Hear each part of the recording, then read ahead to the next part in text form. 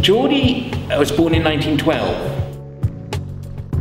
Like so many Scots of the time, the family emigrated.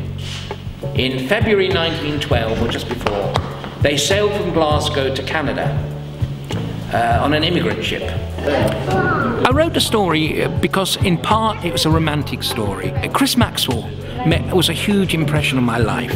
She taught me things that one would never believe. And I think I said I was a red diaper baby. Growing up, that was the only people who were fighting and standing against fascism. So it's always important to remember those history and to remember that history and to celebrate it and to celebrate those men and women. And Geordie was one of many, but you know, he was mine. Geordie came back, went to school in Whithorn. There's a photograph in the book of him in his class. Really smart, a wee tie and everything, but of course no shoes.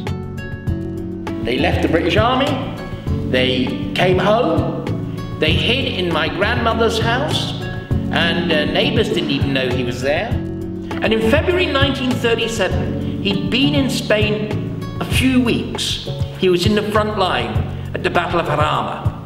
The Battle of Jarama was a great battle that was the defence of Madrid as the fascist forces were advancing. When they came back from Spain, Geordie came back badly wounded. So much so, I told you he lived the rest of his life in enormous pain. But what he did was quite remarkable. In his less pain moments when he wasn't in hospital, he became the General Secretary of the International Brigades Association.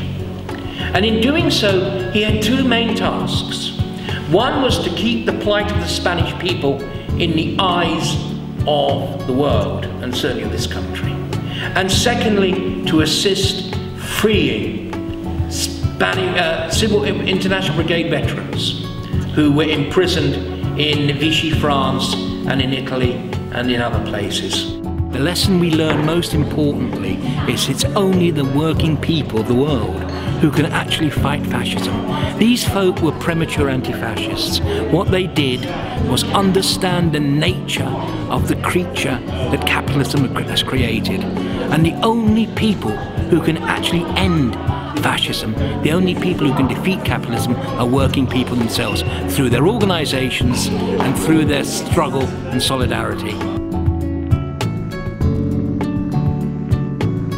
Comrades of the International Brigades, you can go proudly. You are history. You are legend.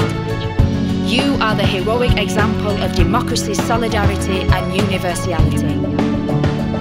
We shall not forget you.